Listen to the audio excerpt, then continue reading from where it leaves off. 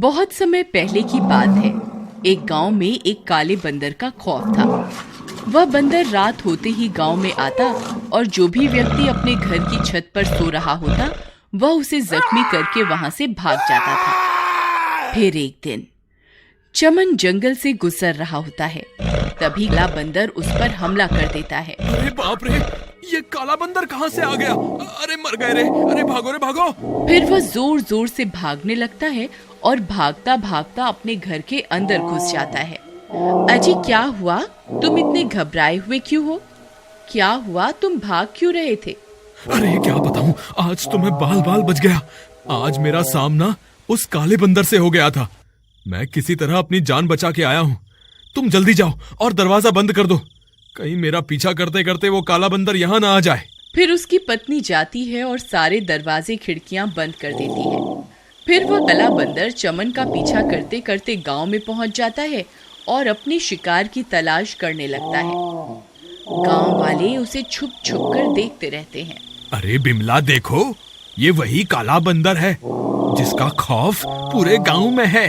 अजी इसके पंजे तो देखो, कितने बड़े हैं। मुझे नहीं लगता इसके हमले से कोई भी बच पाएगा। तुम जल्दी जाओ और घर के अंदर अंधेरा कर दो, कहीं इसकी नजर हम पर पड़ गई तो ये हमें जिंदा नहीं छोड़ेगा। फिर उसकी पत्नी जल्दी से जाती है और पूरे घर के सारे दीपक बुझा देती है और वह उसे छुप छुप कर देखने लगते हैं। वह काला बंदर इधर उधर अपने शिकार की तलाश करता रहता है और तलाश करते करते वह एक घर की छत पर चढ़ जाता है। वहां राजेश और उसकी पत्नी सो रहे होते हैं। तभी वह चिंघाड़ने लगता है। तभी राजेश की नींद खुलती है।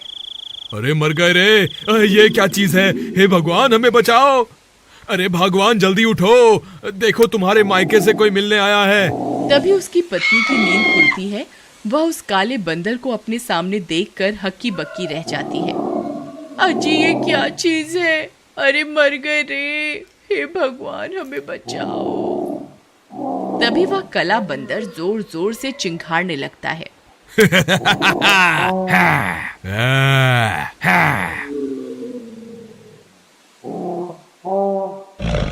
फिर वह दोनों जल्दी से अपने घर की छत से नीचे उतरते हैं और अपने कमरे के अंदर जाकर छुप जाते हैं।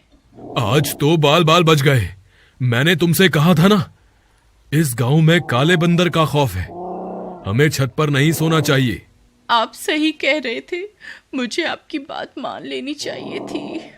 फिर अगले दिन सुबह होने पर, चमन भाई, कल तो मैं और मेरे बीवी बाल बाल बच गए। उस काले बंदर ने रात को हमारे ऊपर हमला कर दिया था। हम दोनों किसी तरह अपनी जान बचाकर वहां से भाग निकले। यार राजेश, काले बंदर के हमले तो अब बढ़ते ही जा रहे हैं।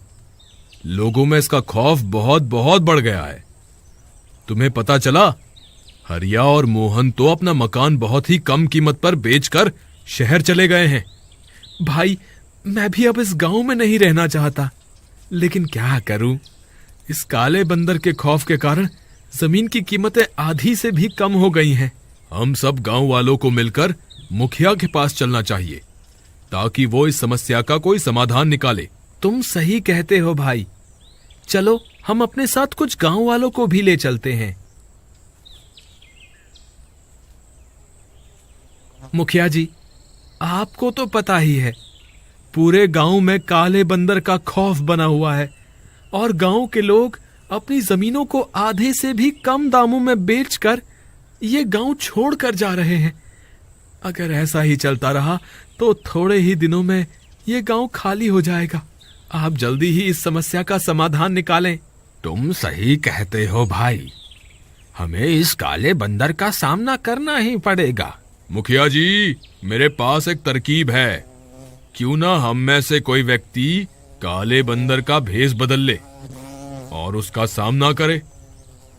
हो सकता है वो अपने सामने अपने से ज्यादा बड़े काले बंदर को देखकर डर जाए, लेकिन बल्लू भाई, वो बंदर लंबाई में हमसे 2 गुना बड़ा है।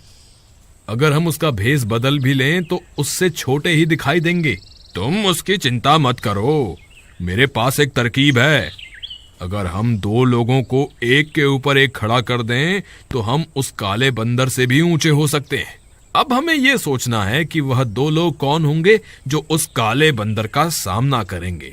सब गांव वाले एक दूसरे की तरफ देखने लगते हैं, लेकिन काले बंदर का सामना करने के लिए कोई भी राजी नहीं होता। चमन और राजेश, तुम दोनों ने उसका सामना पहले भी किया हुआ है।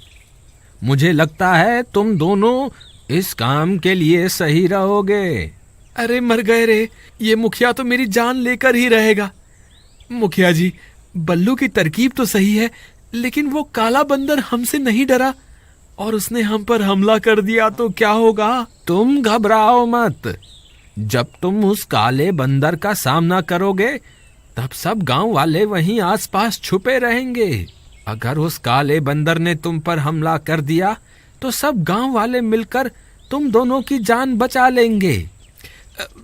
ऐसा है तो ठीक है मुखिया जी, हम तैयार हैं उस काले बंदर का सामना करने के लिए। फिर रात होने पर बल्लू चमन और राजेश को एक के ऊपर एक खड़ा करवाकर उनके ऊपर काले बंदर की खाल चढ़ा देता है। अरे वाह चमन और राजेश, तुम दोनों तो उस काले बंदर से भी बड़े लग रहे हो।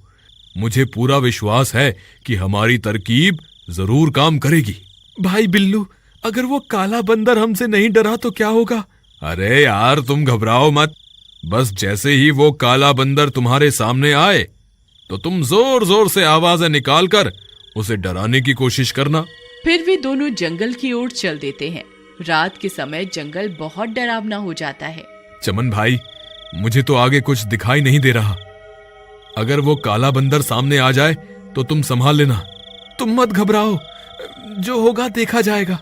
फिर थोड़ी दूर जाने पर उनका सामना उस काले बंदर से हो जाता है। राजेश भाई, वो काला बंदर तो हमारे सामने ही खड़ा है, अब क्या करें? भाई जोर जोर से आवाजें निकालो ताकि वो डर जाए।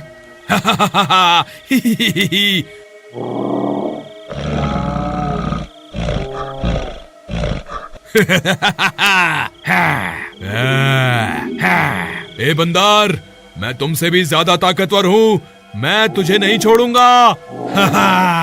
अरे मर गए रे, ये काला बंदर कहाँ से आ गया? हे भगवान, मैंने तो काले बंदर का भेष पहना हुआ है, लेकिन ये तो सच में काला बंदर है। ये तो मुझे एक ही वार में मार देगा।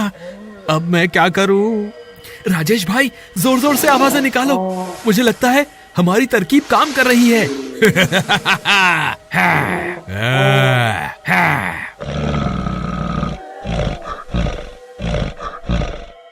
अरे मर गए रे, ये तो सीधा यहीं आ रहा है। अरे भागो रे, अपनी जान बचाकर भागो।